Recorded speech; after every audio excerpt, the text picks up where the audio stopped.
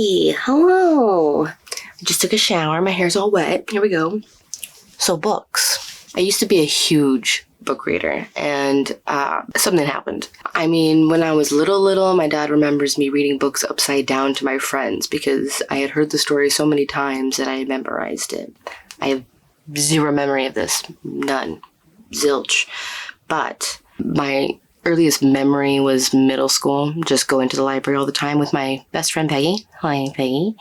And we would read and check out books all the time. Like, we would be in class reading our checkout book instead of our actual homework. And then high school, we read a lot, but always, Twilight, things like that, House of Night, all sorts of smuttiness that I don't ever want to read again. Maybe Twilight, just because I want to see the perspective difference from when I was like 15 to now, 14? I think it was 14 when I read Twilight. After college, I had a really hard time just reading for leisure. It all seemed like a waste of time. There was so much information that I wanted to learn and know that was the time best spent. And I also flourished into being a chef. So a lot of my passion and time went into that, and my reading went into that. I was looking at my bookshelf one day, and I have so many books just jam-packed and not aggressively. I did that aggressively, but there's a whole section in the back and a whole section in the front. There's books on top, and there's cubbies that line up all along the wall. And this is just our makeshift bookshelf when we first moved in until we could get something better, and we've just left it there. Because we just are busy with our lives, and we've just left it there. And I have so many boxes of books in storage. So there was a point where I was like, I haven't even read any of these books that are in my room. And there's so many. At the very least, read them or donate them or something, It felt like a waste to just get rid of them via donating to Goodwill or whatever. I wanted to at least know whether or not I liked it. I didn't want to be like, oh, I never read it. It was just a waste of my time or whatever. That's not fair. There was an author who wrote this, and I love reading. And honestly, it's really good for my brain. The first couple books that I read during my new book journey, getting back into reading journey, if you will, I was listening to audiobooks. I thought that would be the easiest way for me to get into things. I was having a hard time concentrating on a page for a while. I was like, ooh. For some reason, my attention was just so much shorter, and I probably just didn't care. Usually if I don't care about something, I just won't do it. It's really hard to get me to do something I don't care about. But what I do care about, it gets done. So I was at work at my second job, and they allow us to listen to headphones while we work. So I think the first book I listened to was the Try Guys book, their YouTuber book, and they voiced their own book. And it was kind of crazy now that I've been watching them for so many years and I see where they are now. One of them in particular. And it was very awkward to listen to that, especially his voice. I'm like, and his whole section. The next one was Yevgeny Zamyatin, I think is how it's pronounced. And that was really, really cool to listen to, actually, because I was supposed to read 1984 in college, or in high school, and I'm supposed to. I didn't really do it, and I pretended to, and I did all the homework. So if you pay attention in class, sometimes you can get all the information that you need. I really love dystopian books. I love that theme. I love, Hunger Games, Matched. I read The Giver, so on and so forth. So this one was really cool because it actually, even though it was written quite a while ago, it seems so modern. It seems so real. And it's about the one state, about, the benefactor or big brother in 1984 is all-knowing and godlike and controls the state, right? And the government or the benefactor knows that the well-being of the state is more important than the individual, so the individuality gets stripped more and more and more to the point of nothing, to no soul, to no individuality whatsoever.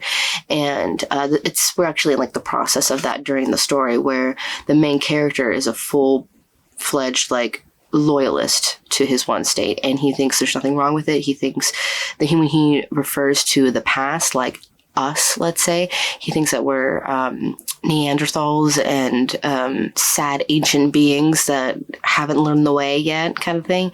And he thinks that anybody who is breaking the law is just, it disgusts him, really. And then it kind of really starts when there is a woman that's not his girlfriend, and girlfriend is pretty loose in this kind of world, considering there's not really supposed to be any love, but it is the female companion that he spends the most time with, and they have these sex cards that they can go and have designated unpassionate sex with, and that's his girl.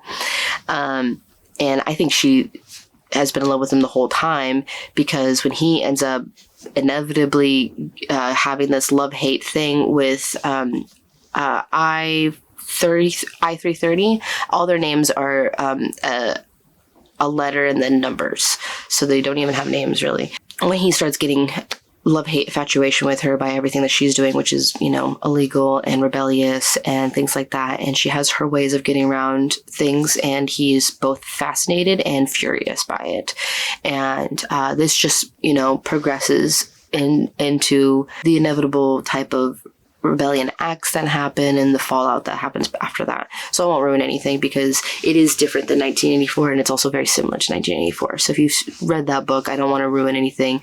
And what's so cool about 1984 is that the author of 1984, George Orwell, and his teacher who wrote A Brand New World were extreme fans of We. They loved that book, and they very much drew inspiration from that when reading their works. You get the kind of same always surveillance type of world. You're constantly being watched. And you don't really have your own word or individuality. And We, every room and house is made of glass walls. You can't, you can only close your curtain at a certain time of day. I think it's during the sex time that you're allowed to close the curtain. Very just weird stuff. They have a machine that can take out your soul, so it gets so scary because now all these soldiers are walking around like zombies, and it really makes you think about freedom versus oppression and things like that, just like any other dystopian novel does. And what I think is really funny is that they have this big green wall that separates them from the rest of the world, which is all savagery. Only we can take care of you, right? And if you played Fallout 4, there's this big green wall in in Diamond City, I think it is.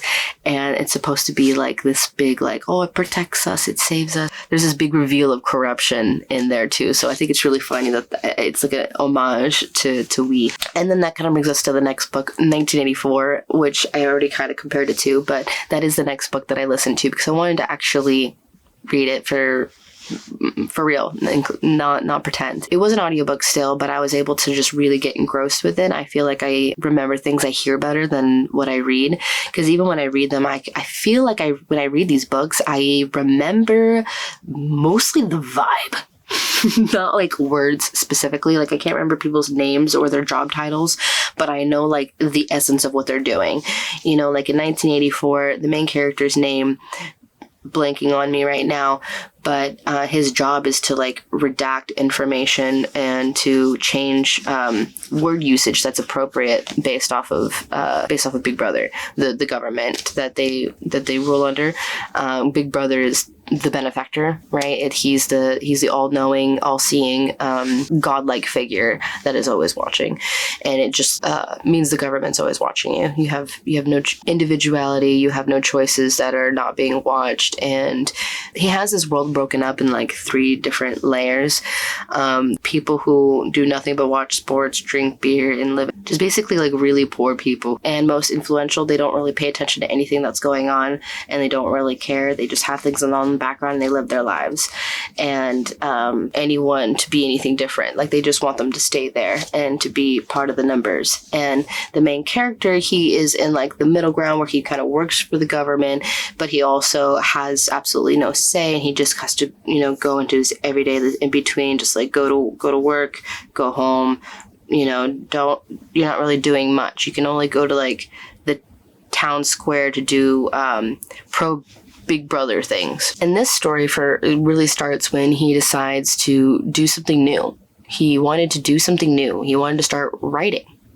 And that was what was similar that was in We too, is that the story, it only starts because the main character is taking notes on a voice recorder. So that's it's also very similar about that, is in 1984, he starts writing.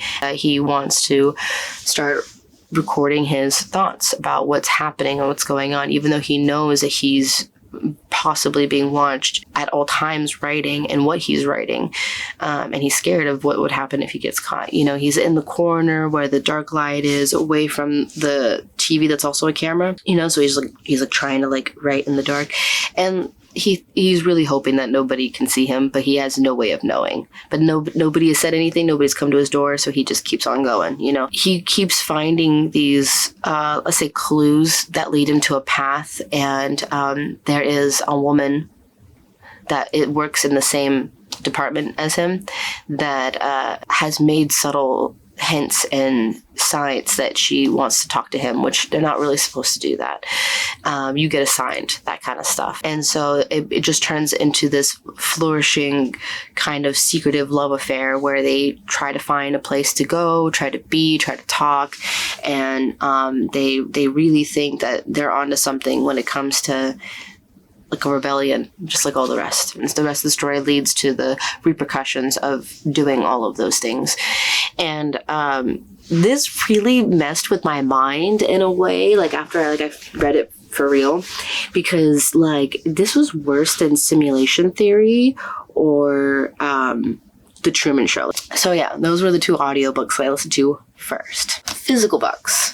So I thought, okay, so audiobooks seem to be pretty easy for me, but buying them is going to be pretty difficult. Those were both free that I listened to first, and finding books that were both free and that were books I wanted to read were getting slimmer and slimmer and slimmer. I was at this comic book store with my boyfriend.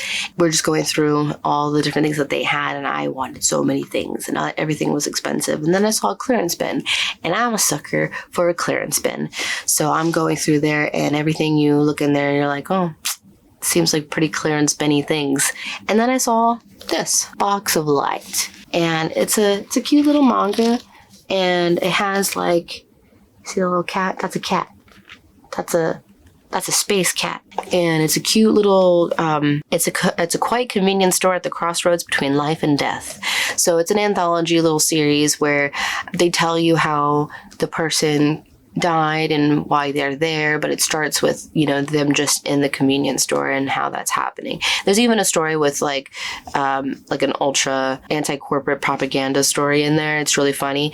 And I didn't really know how much of a series this was until I finished it, and I looked it up, and I was like, oh, I really think I might continue reading these. These are really cute. They're 13 plus. They're really easy. It's really simple, and I thought that would be perfect for me to get back into reading, and it was, because of the pictures and everything like that. It got me engrossed and immersed, and I love manga. I love comics, so this was fun, and it was exactly up my alley. I like dark, creepy things, and this was more of like ethereal creepy. It's like ethereal ooze monsters. I don't know how to explain that other than that, but it's really cute. There's like a space cat that eats up like space monsters or something or other. It's fun.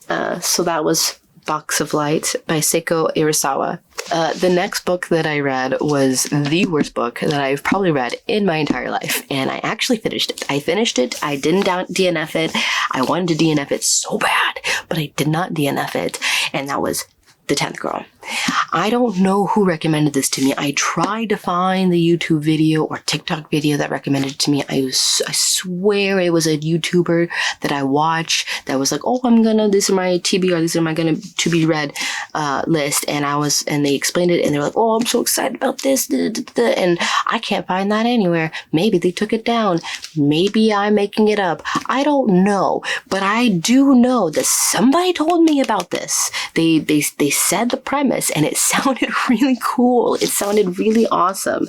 It's about, or it's supposed to be about, a private school in like the the tip of it's all icy and like dark, and it's like dark academia supposedly with a dark haunted twist. And I was like, ooh, that seems cool. I want to know a dark haunted school with a twist, and I'm sure she's got a lot of skeletons in her closet too. Ooh, this is gonna be interesting. No. Only half of this book is the perspective of the main character. The other perspective is, to me, a very random person. Very random. Has literally little to nothing to do with the story, especially all his background story. All of his background, like the things that he did when he was little with his mom and his brother. His brother, in general, is pretty irrelevant to the entire story, but he will not stop talking about him.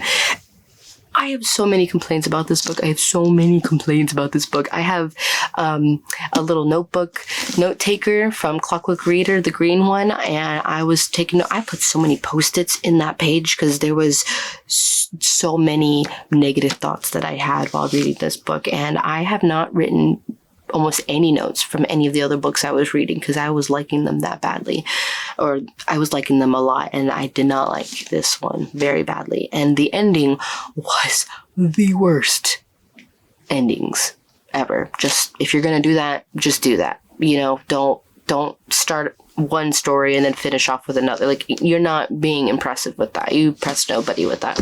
And I checked the Goodreads, nobody was impressed with that. So, the next book I read, which was actually a birthday gift from my boyfriend, he got us the same book. It was This Is How You Lose a Time War. It's supposed to be a love story. It is a love story. And I loved this book so much. Oh my God, I cried. I have a picture of me crying. I have a picture of me crying in the middle of the night, and I sent it to him, and I said, this book is killing me because I cried so much during a conversation exchange, I'll say. This is, I forgot what the word is, but it's a book almost entirely of letters. So they're writing to each other, and that's the majority of the book. And they are ultra warriors of different sides of time. You know, they're enemies. It's called the blue side and the red side. And one is supposed to be like, you know, untethering time and breaking things up, and the other one is tethering things and making them more solid, I think. It's pretty fluid. The language and time is completely fluid, so it's really hard to pinpoint and distinguish things completely. But the words are very, like, specific too. So the pages aren't filled with a bunch of fluff. The sentence is pretty concise about exactly what it's describing, and sometimes you have to read it a couple times just so that you're getting all of the details, because sometimes I would get kind of lost in the descriptions before the letters, and I'm just like, wait, what's happening? And I'm getting, it's so fluffy and poetry like that I almost don't know what I'm reading, but I loved it too. I love poetry, and I loved how fluffy it was. I loved how fluid it was, all the FL words you can put together. I loved it. And I can't recommend this book enough. It's a sapphic love story, and so they're always talking about each other's intelligence and each other's their power, and how that's attractive. It's not about physicality. It's not sexual. It's not very sexual at all. It's not very objective or objectifying to each other. It's like romantic of the mind and the intellect, and it's really cool. It's very sweet. I loved it a lot. I said that a lot. So this is written by Amal, El-Mohtar, and Max Gladstone. All right, next, after I read that, I got back into a book I started a long time ago. A couple of years ago, I was on my way to New York for the first time for my birthday for a week with my best friend. And I can't remember if I got this right before or right after, but I read it on the plane back for sure. And I didn't read very far. I was very irritated with people behind me, and I couldn't really focus, and my earbuds just kept dying, which were cheap knockoff airport AirPods type thing, because I left mine at home. So I was already just like, technology-wise is not working with me. I got through the first chapter and half of the second chapter, which these chapters are, this book is called Stealing the Show by Joy Press, How Women Are Revolutionizing Television. And on here, it's got like people's names and stuff like that. And it says, you know, Diane English, Roseanne Barr, Amy Sherman Palladino, Shonda Rhimes, Tina Fey, Minda Kaling, Genji Cohen, and Alana Glazier, you know, all sorts of names on here, like Lena Dunham. And they're all supposed to be like revolutionary, like waves through TV and production. And so that was really interesting to read about Diane English and in the from the Ryan Murphy show, I think it was, and then reading how Roseanne Barr came to be who she was. That was kind of crazy. I didn't know where she came from and how she came to be, and that Roseanne was so closely related to her and was controlled completely by her. I didn't know she left her husband for Artie. That's crazy. Yeah, I can get into a whole thing about that as well. But this has been really cool. This has been very documentary-like, very nonfiction, and it gives me a lot of hope, especially because there was who was it that said that they didn't even become a writer until their 30s, and they went and did a class, and then they started working for a show, and I was like, it's never too late. It's never too late, even though it might be. So it's really eye-opening and hopeful for me to read things like that. After that, to be read, I really don't know. I have a couple of ideas. I got this at another bargain bin type of thing. There's like the discount store or things like the charity shop. There are like these big bins written every single day. It's like falling prices. Every day the price is different. The difference is from falling prices and the charity shop discount store that I was at is that the days are reversed. So Mondays and Tuesdays are usually like $6 for falling prices, and at the charity shop it was actually like $3 or $2. So it was kind of cool that I got the swap deal. And I found a book. It was called The Basque History of the World, and I just thought it looked really cool. It said a biography of the fish that changed the world. I don't know. But my boyfriend said that he loves the Basque, I think he said. I think I might be paraphrasing that wrong. I don't think you can say you can love the Basque. I don't know what the Basque really is. I think it's a region. I think he said he loved the Basque region, and that the Basque cheesecake was named from there. So he was very excited for me to learn more about it, and then we could talk about it. So that was kind of cool. That was really cute. But yeah, I think that's it. My battery's about to die. And this is my second video ever. Thanks, guys. Bye.